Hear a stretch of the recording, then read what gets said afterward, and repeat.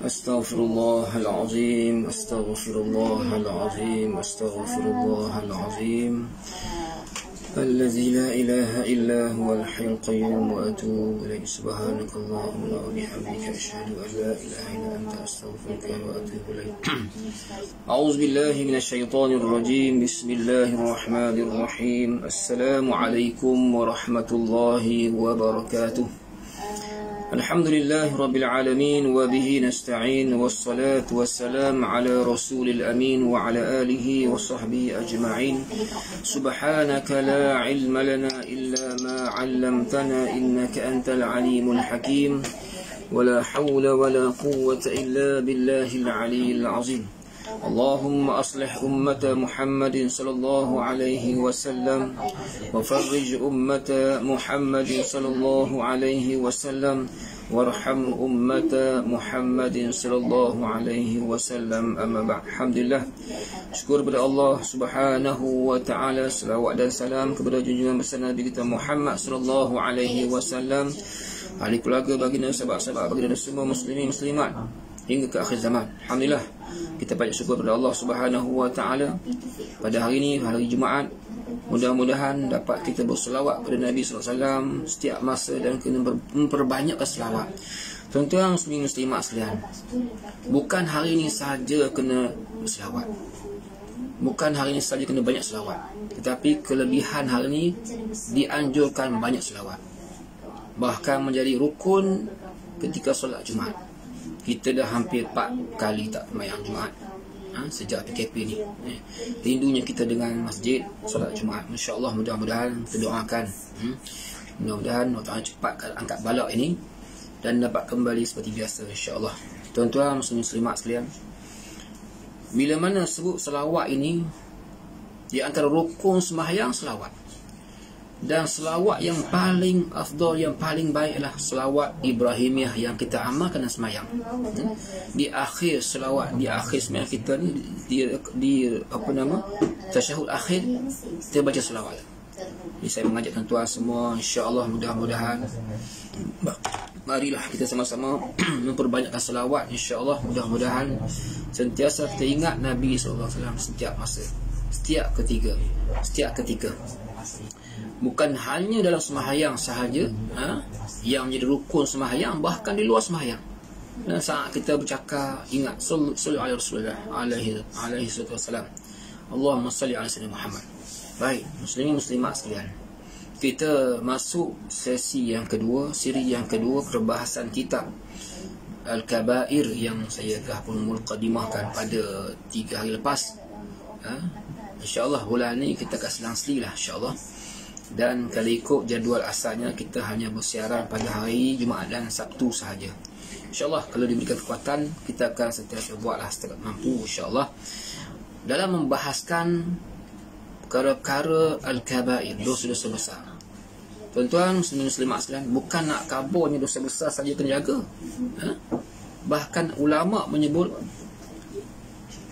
bagaimana kalau kita mengecilkan benda-benda yang remeh, benda-benda yang kecil pun lama-lama akan jadi dosa besar.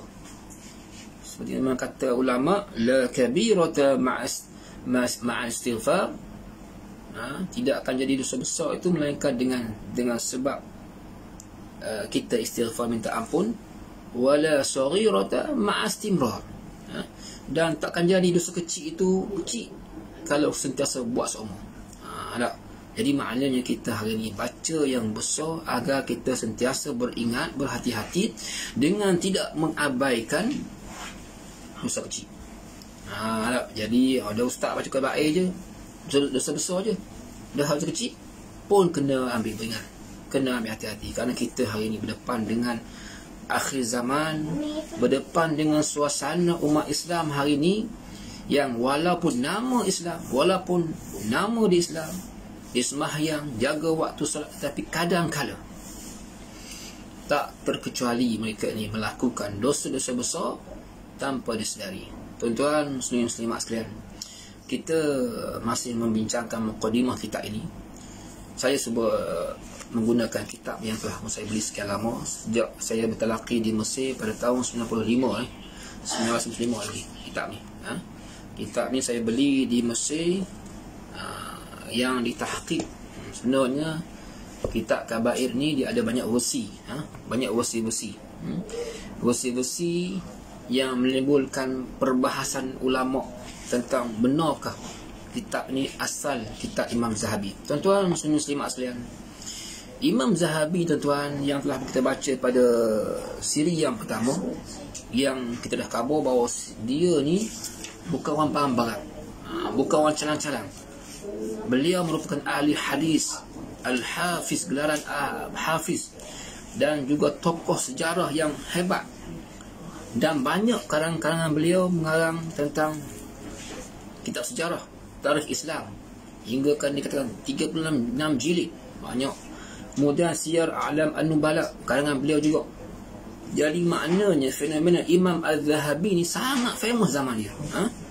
Beliau lahir pada tahun yang saya ada khabar pada baru ni, iaitu pada tahun 1274 Masihi, bersamaan dengan 673 Hijrah. Dan di zaman dia ini tuan-tuan, nama dia sangat terkenal. Dan disebutlah kitab dia meninggal pada tahun 1348 Hijrah, 48 Masihi. Lebih kurang usia dia 75 tahun. Sepanjang usia beliau sangat tekun menulis. Banyak karangan beliau, bahkan beliau merupakan ahli hadis yang hebat dan sangat teliti dalam bab hadis, sangat alim faqih dalam bab tajrih, dalam bab ta'dil hadis. Rijal hadis dia cukup hafal, cukup tahu hadis ni, riwayat ni, hak ni, maknanya dia cukup teliti dalam bab meriwayatkan hadis. Inilah alim yang besar yang kita nak baca kitab dia. Dan bila mana disebut kitab Imam Az-Zahabi, kitab Kabair, timbul isu. Timbul isu apa? Timbul isu ada dua versi. Dua versi yang turut dikaitkan dengan Imam Zahabi. Sedangkan Imam Zahabi ni orang yang sangat teliti. Orang yang sangat teliti dalam bab hadis dhaif dan juga hadis palsu. Bila ada orang jumpa niskhah yang disandarkan kepada beliau, kitab Az-Zahabi yang memuatkan cerita-cerita palsu pun ada juga, hadis palsu, akhirnya orang mengatakan ini bukan daripada Imam Az-Zahabi. Jadi tuan-tuan, kalau tuan-tuan ada beli naskah tersebut, bayangkan pada zaman dia sendiri pun kita melihat sudah ada orang-orang yang mungkin musuh-musuh dia lah, menyandarkan kitab oleh dia. Memang kitab dia ada, dia buat kitab dia naskah yang asal ada, tapi membezakan dengan naskah yang kedua ni, kitab naskah yang Kabair yang ditulis asli oleh Imam Az-Zahabi ni, dia ada 76 dosa besar. Sedangkan yang tersebar zaman dia tu, tersebar ketika dia belum cetak, 70 dosa besar. Dengan dimuatkan beberapa kisah-kisah yang palsu pun ada, dhaif dan sebagainya. Benda-benda ni lah yang kita kena ingat bersama. Jadi insya-Allah kitab ni saya telah pun lihat, pentahqiq sangat teliti. Pentahqiq kitab ni telah sangat teliti, dan dia combinekan dua kitab naskah tu, dan dia buat comparison, dia bawa perbandingan makna asli dengan ditahqiq yang terkini. Jadi insya-Allah kita harap mudah-mudahan dapat memberi faedah banyak kepada kita semua. Khasnya kita nak mengetahui apakah dosa-dosa besar agar kita terhindar tak buat. Walaupun begitu, kita melihat adalah beberapa ihtimal, beberapa pandangan, andaian. Ada orang kata lah, andaian kemungkinan kitab yang pertama, naskah yang tersebar sebelum tu, Imam Zahabi ni dia kata kitab Kabair ni berbentuk perbahasan hadis-hadis nasihat. Kitab ni katanya naskah yang tu dia mengumpul hadis-hadis nasihat dalam bab targhib buat tarhib. Targhib ni kita anjuran untuk kita ni agar bersungguh-sungguh nak suruh orang galakkan beribadat. Ni dalam bab targhib ni kadang ada benda-benda jadi masuk ke hadis dhaif, tak boleh lagi boleh amal. Tapi kalau masuk hadis palsu tak boleh beramal. Kalau hadis yang maudhu' tak boleh beramal. Tapi dalam bab min haisi fadail amal boleh. Dan juga kitab mengandungi tarhib, ancaman-ancaman. Jadi jumhur ulama mengatakan boleh meriwayatkan hadis-hadis dhaif dalam fadail amal. Dan sepertinya kata mereka, kata jumhur kata apa? Iza rawayna fil halal wal haram was sunani wal ahkam tashaddadna fil asanid, wa iza rawayna fi fadail a'mal wa ma la yad'u hukman wa la yarfa'uhu tasahalna fil asanid. Ni metodologi yang andaian yang dibuat oleh ulama. Maknanya apabila kami meriwayatkan hadis dalam bab halal haram, dalam bab halal bab haram kena tegas. Bab sunnah-sunnah Nabi, hukum hakam, kami akan ketat syadid dalam bab sanad ni. Hak ni sanad ni dhaif ke, sanad ni munkar ke, sanad ni akan diteliti dengan teliti.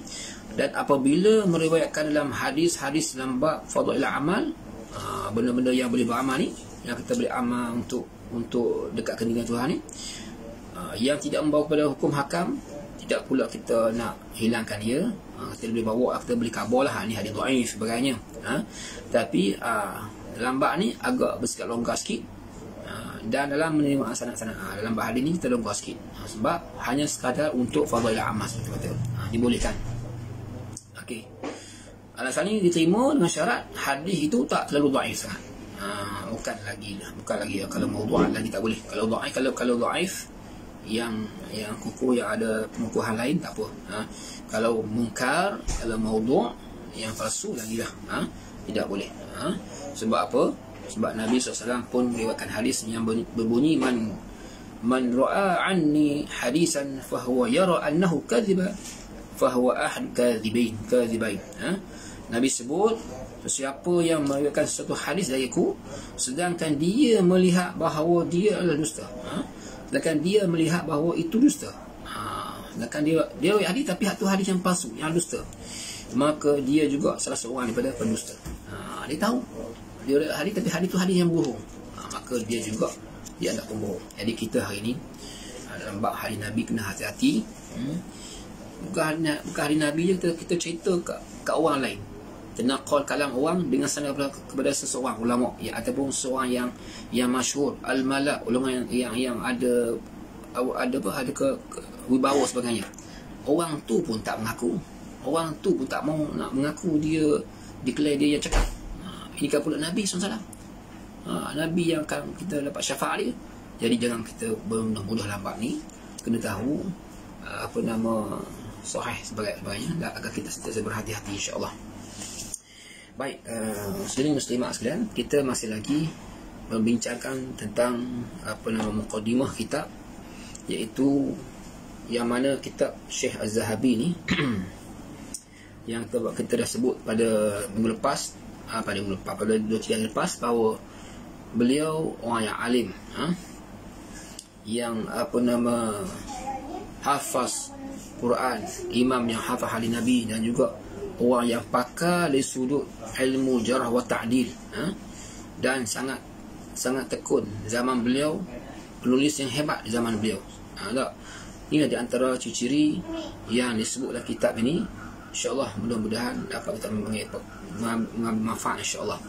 Baik, tuan-tuan, beliau wafat pada tahun, meninggal di Dimashq pada tahun 1348 Masihi, dan disimpan, dikebumikan di Dimashq. Ini di antara sedikit hidup dia, beliau yang sangat berjasa kepada kita semua umat Islam. Mudah-mudahan Allah Ta'ala berkurniakan pahala yang banyak insya-Allah. Amin ya rabbal alamin. Baik. Jadi saya sambung lagi lah. Maknanya kita, sekiranya kita nak tahu kitab hadis, kitab yang asal, naskah yang asal, naskah manakah yang benar, kalau kita perhati mungkin lah ni banyak terjemahan. Pastikan beli naskah yang ada 76 dosa besar. Kalau yang 72 dosa besar itu naskah yang belum ditahqiq, masih belum. Itu yang asal. Sebab yang asal 76. Yang diterjemah biasa yang ada hadis palsu sebagainya, itu yang 70 besar. Itu. Jadi pastikan dapatkan yang naskah yang asli lah, yang sebenarnya. Sebab apa? Sebab Imam Az-Zahabi ni sangat teliti orangnya. Imam Az-Zahabi ni sangat teliti orangnya, dan beliau sangat menjaga dalam bab ni. Ini kita harap mudah-mudahan kita sentiasa berwaspadalah. Baik. Dan saya bawa kitab ni juga telah ditahqiq oleh salah seorang daripada ulama, Said Arabi bin Ahmad bin Husain di Mansurah Mesir. Dan beliau mentahqiqkan dua nuskah, maknanya dia compare kitab yang disebut sebagai kitab Al-Kabair yang 70 dosa besar dengan kabair yang Syekh Muhammad Mastur, Syekh naskah yang Mahyuddin Mastur. Tu yang hak asli yang dikatakan Syekh Mahyuddin Mastur ni, yang baca sendiri depan penulis asal dia, yang ada 76 buah hadis Nabi SAW. Jadi dia compare dua ni, dan dia keluarkan hadis-hadis yang palsu dan kemudian tahqiqkan balik. Jadi insyaAllah mudah-mudahan bila kita baca ni, kita akan teliti yang betul-betul sahih insyaAllah saja. Mudah-mudahan dapat manfaat sebaik mungkin insyaAllah. Baik, ini di antara sedikit mukadimah pengenalan kitab. Mudah-mudahan kita dapat sentiasa mengambil faedah insyaAllah. Dan di antara metodologi yang dibawa oleh kitab ni, cuba nak kabur sikit lagi. Disebut sini, dia kata dia buat perbandingan kitab ni. Dia buat comparison, dia buat perbandingan dua kitab ni. Yang pertama namanya Kabair Kubra, yang kedua Kabair Sughra. Ada ulama sebut Kabair 2. Kabair Kubra ni ada belaka kitab yang meriwayatkan ada hadis-hadis yang lemah, ada kisah-kisah yang palsu dimasukkan. Jadi pengarang kitab ni telah pun tahqiq dan mengeluarkan. Dia juga bahawa ni hadis yang palsu, hadis-hadis dhaif. Dia maknanya itu kata ulama. Zaman ni canggih ni. Kita zaman IT hari ni, semua kitab-kitab hadis telah direkod dalam internet. Dan boleh disinergikan. Hak ni kita boleh tahu hak ni berapa kitab. Nampak zaman teknologi maktabah. Saya sebelum balik Mesir tu, saya pernah belilah beberapa CD orang Arab buat maktabah hadis. Kitab-kitab hadis banyak. Hadis Bukhari, Muslim. Kita nak baca hari ni, Masya Allah, tak ada.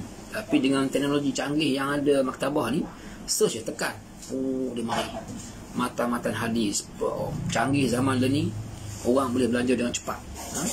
Ni satu dia hadis sahih. Ada dia punya, bahkan di internet hari ni pun dah ada laman-laman web yang mengeluarkan hadis-hadis ni jelas terang. Kategori ini hadis sahih Bukhari, Muslim. Dan kita sedia maklum bahawasanya Bukhari, Muslim merupakan standard yang pertama selepas Quran Karim. Bukhari, Muslim diikuti dengan kitab, dia panggil kitab apa? Sunan Sitah Tis'ah sebagainya. Sunan Abi Dawud yang telah pun kita baca sebelum ni Sunan Abi Dawud, Sunan At-Tirmizi, Sunan Ahmad, banyak lagi. Itu di antara kitab hadis yang banyak, yang mana kalau kita nak baca terlalu banyak ilmu yang kita kena cari, dan kita kena cubalah usahakan cari ilmu sebanyak mungkin. Kerana apa? Kerana hadis Nabi tak kira banyaknya. Cuma kenapa yang jadi famousnya hadis palsu ni? Mungkin ada niat-niat tertentu, orang yang sengaja nak menyesatkan Islam. Sedangkan hadis yang sahih banyak lagi. Jadi kita akan mudah-mudahan kita sentiasa berhati-hati, jaga hadis-hadis yang tu. Ya dhaif boleh beramal. Jangan sampai kita cari hadis yang maudhu', yang palsu sebagainya. Baik. Jadi pengarang disebut perbandingan di sini bagaimana kitab Al-Kabair ini disebut Kabair Sughra dan Kabair Kubra. Kabair Kubra ni dia kata yang mana naskah yang telah diusahakan oleh Syekh Muhammad Abdul Razak Hamzah yang pada tahun 1356. yang di Mekah tu, dia namakan Kabair Sughra, yang mengandungi dalam tu kitab-kitab yang mengandungi dalam tu beberapa kesalahan banyak lah, kesalahan yang banyak ada dalam tu, riwayat yang palsu sebagainya. Kemudian mari orang terkini dah saya balik. Kemudian naskah kedua namanya Kabair Sughra. Yang ni Kabair Sughra ni lah yang telah didapati nuskah yang manuskrip yang asal yang ditulis oleh Imam Zahabi sendiri. Yang ni mengandungi 76 hadis yang disebutkan. Tidak ada padanya hadis-hadis yang maudhu'at yang didakwa oleh orang lain. Jadi kita harap mudah-mudahan dapat kita memahami kitab ni, insya-Allah. Okey, baik. Jadi kedua-dua kitab ni jelas. Maknanya bila kita tahu Kabair Kubra ni hak yang asal, hak mana Kubra ni hak mana? Hak ni yang 70. Yang 70 tu yang asal, yang asli yang daripada Zahabi. Ada apa Imam Zahabi yang asal ialah 76 hadis Nabi SAW. Inilah yang kita nak cuba baca, dedahkan, masya-Allah. Mudah-mudahan kita dapat faedah bersama, masya-Allah. Baik. Kita masuk sedap sikit tentang apakah metodologi yang dibawa oleh pentahqiq kitab ni, iaitu dia telah pun sebaik mungkin membawa naskah yang asal ni dan memperbaiki kesalahan-kesalahan yang ada dengan disusun semula tentang kitab Zawajir. Zawajir ni kita nak hati-hati. Zawajir tak mau dekat benda-benda yang terjebak kepada kehancuran. Jadi bila kita baca kitab ni, kita rasa takut ni yang buat benda-benda yang kena dielakkan. Baik, kemudian pengarang juga, pentahqiq juga, dia mengeluarkan hadis-hadis dengan dalil Al-Quran, tempat letak, dia masukkan Al-Quran, menguatkan hujah lagi, dan mentakhrijkan juga hadis-hadis Nabi. Dan juga kalau ada yang semua yang tak betul, dia akan nyatakan kalau hak ni semua yang sahih di kabar, ni muttafaqun alaih. Kalau hadis tu muttafaqun alaih, tahulah kita. Kalau sebut muttafaqun alaih maknanya Bukhari Muslim. Kalau sebut Bukhari je, Bukhari. Muttafaqun alaihi dua-dua Bukhari Muslim. Kalau sahih, sahih Bukhari ke sahih Muslim. Sama ada. Okey. Atau sahih Bukhari. So, ataupun dia kabar lalu seperti hadis hasan, hadis yang sahih Bukhari. Inilah pendekatan tahqiq kitab ni dibawa. Mudah-mudahan kita baca, kita dapat berhati-hati dan terlihat mana yang sebenarnya yang betul. Baik. Dan juga dia taklid juga. Dia taklid setengah daripada tempat-tempat dan kata-kataan yang timbul sebarang kemuskilan dengan dia kabar tadi. Okey, baik. Okey, ini di antara beberapa metodologi pendekatan tahqiq. InsyaAllah mudah-mudahan dapat kita memahami, insyaAllah. Baik, kita mulakan kitab ni. Bismillahirrahmanirrahim. Alhamdulillahirabbil alamin. Sebelum tu ada sikit penambahan. Baik, saya suka nak tambah sikit beberapa info yang saya dapat daripada kitab Mahdi Mastur ni sebut tadi. Dia kata yang saya dapat naskah daripada terjemahan ni disebut sebagai rumusan. Kita tahu. Baik, yang pertama dia kata perbezaan jumlah dosa besar. Ni agak kita dapat tahulah ada 6 benda ni. Okey, perbezaan jumlah dosa besar yang tersebut dalam kitab, kedua kitab ni sangat jelas. Yang pertama, kitab Kabair yang dicetak ada yang 70. Yang tu yang famous, yang 70 dosa besar. Adapun kitab yang asalnya yang dikarang, yang ditulis secara manuskrip tu oleh Imam Zahabi, sebenarnya 76 dosa besar. Kena faham tu. Kalau kita terbeli kitab, dia kata 70 dosa besar, 70 dosa besar saja. Mungkin itu naskah yang tak original. Kena pastikan dapat yang naskah yang betul, iaitu 76 dosa besar. Yang ni tugas kita masing-masing. Jadi saya bawa malam ni untuk nak khabar benda ni agar kita dapat kaji, melihat balik. Sebab adalah beberapa naskah yang terjemahan yang berlegar sebelum ni, mungkin dicetakan Indonesia sebagainya, memang 70 dosa besar saja. Sedangkan yang betul ialah 76. Baik. Kitab Al-Kabair yang masih berbentuk manuskrip tersebut tidak mengandungi hadis-hadis maudhu'. Dikabarlah. Sebab Imam Zahabi ni sangat teliti orangnya. Orang yang alim bab ilmu jarh wa ta'dil. Orang yang ahli hadis, yang pakar hadis, yang tahu mana-mana palsu, hak mana maudhu' sebagainya, mana mungkin dia boleh memuatkan kitab karangan dia ni sedangkan dia tak suka benda tu. Baik. Manakala hadis-hadis dhaif pula diawali dengan sirah tamrid. Kalau ada hadis dhaif, dia kata khabar, hadis dhaif, dia kata khabar, dia kata jelaskan ini dhaif. Maknanya kalau dhaif masih kita boleh beramal, tapi hadis palsu confirm tolak. Okey. Atau penjelasan sebab kedhaifannya. Kalau hadis kitab yang asli yang ditulis, kalau ada hadis dhaif dia khabar. Ni dhaif sebab apa? Dia khabar. Itu sebab dia pakar hadis. Al-Kabair yang telah dicetak memiliki karakter yang pelik apabila memuatkan penafsiran ayat-ayat yang panjang, menukil kataan-kataan yang muncul dari para sahabat dan tabi'in serta lainnya yang sabit maupun yang tidak sabit. Sebagaimana penulis juga menggunakan kehormatan dengan radhiyallahu anhu untuk tabi'in dan tabi'in tabi'in dan tabi' tabi'in. Jadi kita tahulah siapa tabi'in, sahabat siapa. Ni ta'rif ni mungkin tuan-tuan dah tahu. Kalau sebut sahabat ialah mereka-mereka yang berjumpa dengan Nabi tapi tak beriman, tak boleh. Orang yang duduk zaman Nabi, jumpa Nabi dan beriman dengan Nabi, ini ta'rif sahabat. Kalau zaman sahabat, kalau zaman Nabi ada orang tu, wujud orang tu tapi tak jumpa Nabi, dia beriman dengan Nabi, duduk jauh, katakan duduk di Bukhara, zaman tu Nabi ada, dia tak pergi jumpa Nabi, belum dianggap sahabat. Syarat sahabat ialah memastikan dia ini jumpa dengan Nabi. Beriman ialah beriman dan jumpa Nabi, itu dianggap sahabat. Adapun Abu Jahal, Abu Lahab lah, Abu Jahal ni zaman Nabi bangun cacang lawan Nabi, tak beriman, duduk zaman Nabi. Ramai mana orang-orang zaman Nabi yang kata, kalau itu sahabat tau. Bukan. Kalau sekiranya tak beriman, walaupun dia hidup zaman Nabi, kalau dia lawan Nabi, tak beriman Nabi, itu bukan sahabat. Syarat sahabat ialah mestilah beriman dengan Nabi, berjumpa dengan Nabi. Itu.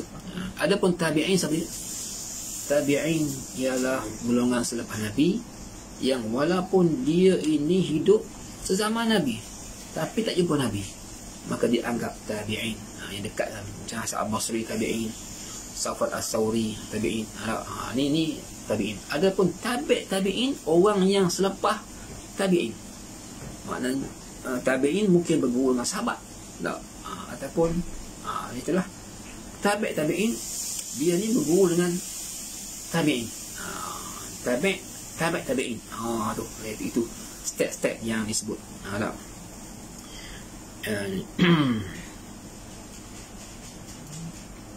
Baik. Jadi kita kabair ni, kita kabair yang dicetak, yang terkenal tu, memiliki karakter yang pelik. Apabila memuatkan penafsiran ayat-ayat terpenting, ayat panjang, menukilkan kataan-kataan muncul dari sahabat dan tabi'in setelahnya, sabit atau tak sabit, menggunakan penghormatan radhiyallahu anhu. Sedangkan radhiyallahu anhu untuk sahabat Nabi je. Tabi'in jangan sebutlah, tak perlu. Tapi bila ada orang melihat macam mana ni, tabi'in pun sebut radhiyallahu anhu. Sedangkan radhiyallahu anhu untuk sahabat Nabi SAW yang lebih layak. Itu kita bagi. Baik. Itulah kita bila sebut ulama rahimahullah, Allah merahmati, bukan radhiyallahu anhu khusus untuk sahabat-sahabat Nabi SAW. Baik. Kemudian jadi Imam Zahabi dia tak gitu. Dia tak tulis gitu. Baik.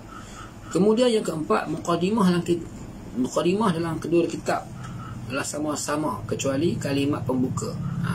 Itulah naskah asal dengan naskah yang tiruan ni hampir sama.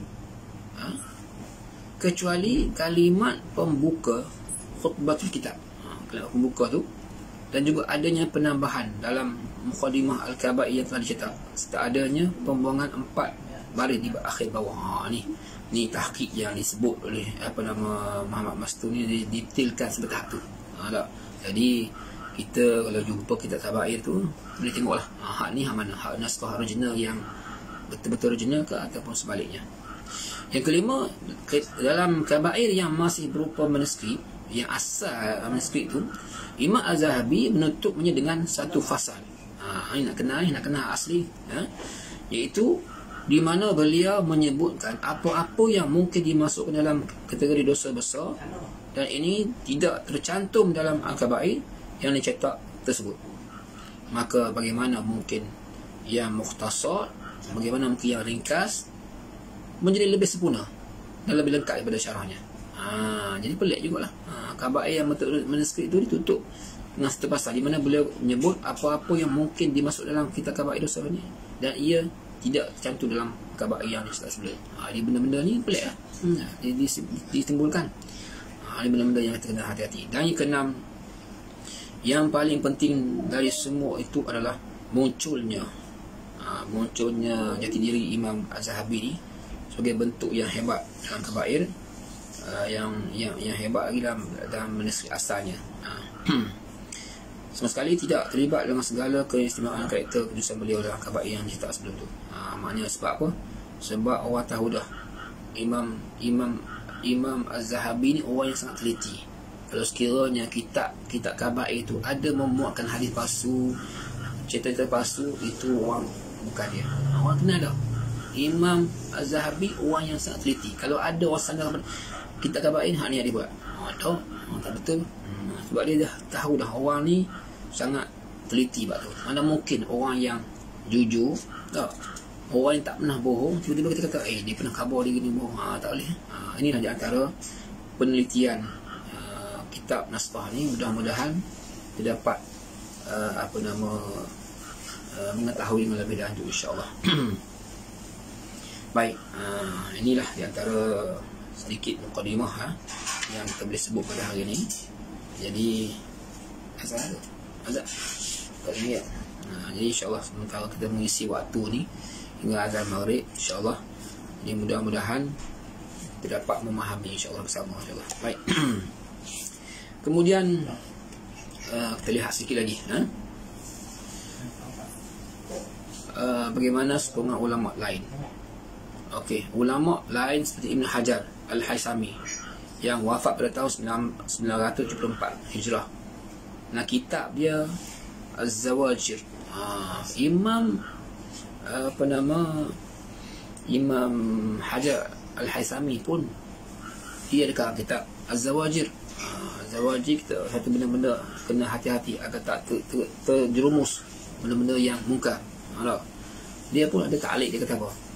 Sehingga aku terjumpa sebuah kitab yang disandarkan kepada imam pada zamannya, ustaz orang pada masa itu, Al-Hafiz Abdullah Az-Zahabi. Dia sebut, dia cerita kitab itu tidak menyembuhkan penyakit dan tidak mencukupi keperluan kerana ia telah menghilangkan kedudukannya yang tinggi. Dalamnya dinyatakan hadis dan kisah-kisah yang tidak memuliakan kedudukannya. Demikian juga ia tidak mengikuti pendapat para imam di dalam isu berkenaan, serta tidak teguh terhadap kata-kata orang-orang yang mendahulunya dalam bab tersebut. Jadi maknanya Imam Hajar pun sokong kitab tu bukan original. Yang famous masa tu, yang naskah yang pertama tu, naskah yang disebarkan. Dan kan naskah yang ada dengan dia tak disedar lagi, tapi dah keluar zaman tu dah. Baik. Baik, ini di antara beberapa komentar ulama pada zaman tersebut. Mudah-mudahan kita dapat memahami, insya-Allah.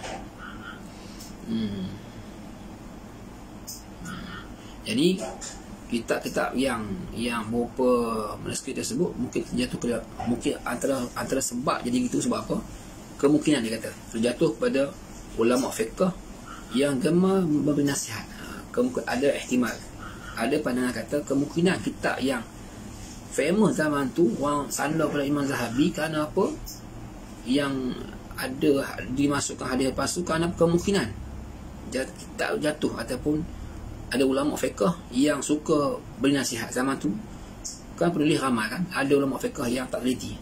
Sebab kita kena faham, ulama ni ada yang ulama faqih hadis, ada ulama yang faqih bab fiqh tapi bab hadis dilemuh ataupun kurang tahu bab jarh ta'dil. Jadi ulama yang khusus bahagian fiqh ni, mungkin kelemahan dia bab hadis ni, akhirnya dia sebut, dia meriwayatkan tanpa dia tahu ni hadis yang palsu atau hadis-hadis yang lemah sebagainya. Ni antara punca-punca tu. Hingga kan kalau ada begitu, lalu ulama ni dia mengambil ayat-ayat Quran, hadis-hadis Nabi yang digunakan oleh Imam Az-Zahabi ni dalam menyatakan pengharaman satu benda dosa besar ni, kemudian dia pun membuang sebagian banyak hadis dan kenyataan berharga Imam Az-Zahabi. Kemudian dia masukkan hadis-hadis palsu dan dhaif sebagainya. Kemungkinan berlaku sebab puncanya jadi dua naskah tu sebab ni. Wallahu alam, kita tak tahu zaman tu. Jadi mungkin ada zaman tu ulama lain yang faqih yang dia niat baik. Dia niat baik, dia kata bagus naskah ni. Naskah yang Imam Zahabi dia pun ambil, dia tahqiq zaman dia, dengan dia masukkan beberapa cerita, beberapa hadis-hadis dhaif, kisah mimpi, hingga menyebabkan famous. Memanglah kita hari ni kalau cerita straight yang orang takkan suka, tapi kalau cerita mengajar, cerita suka-suka, cerita lawak jenaka, masukkan benda-benda Israiliyat, ni orang best. Tapi sebenarnya yang Israiliyat itulah yang bahaya, yang akhirnya orang pegang. Inilah kita harap mudah-mudahan. Dan dia kata nama tu ulama tak diketahui. Dan kita berkenaan jatuh pada orang yang selepasnya. Lepas tu ulama tak tahu siapa dia, Allah alam, tak pasti. Akhirnya kita ada sekarang tu dapat kepada orang lain, lalu dikekalkan nama Imam Zahabi, sedangkan Imam Zahabi tak mengaku bahawa tu. Lalu kemungkinan jatuh pada orang yang berpengaruh, lalu cerita dikekalkan Imam Zahabi, kekalkan nama sebab orang tahu zaman tu Imam Zahabi sangat famous. Bila sebut Imam Zahabi ke, orang pun ambil lah sekarang. Tanpa sedar, rupa kitab tu telah ditambah, tambah oleh beberapa tokoh-tokoh yang ada unsur, ada niat-niat lain, yang tanpa sedar dia masukkan. Allah alam, kita tahu, kita lah kisah lama ni. Kemudian mari akhir zaman, mari lepas tu Syekh Muhammad Hamzah dengan tujuan bersihkan balik debu kita tu. Tapi kitab tu masih lagi belum sebenarnya bersih. Dia buat usaha yang dibuat oleh Syekh Muhammad Hamzah, tujuannya untuk bersihkan kitab yang tu, dikompil. Akhirnya orang pun jumpa. Dan panjang kisah ni, kita sambung esok lah apa ni, insyaAllah. Jadi mudah-mudahan tahulah senario sebenarnya kitab Al-Kabair ni. Kalau tuan-tuan jumpa naskah yang 70 besar-besar saja, itu dah ada muat benda-benda, kisah-kisah mimpi, kena hati-hati.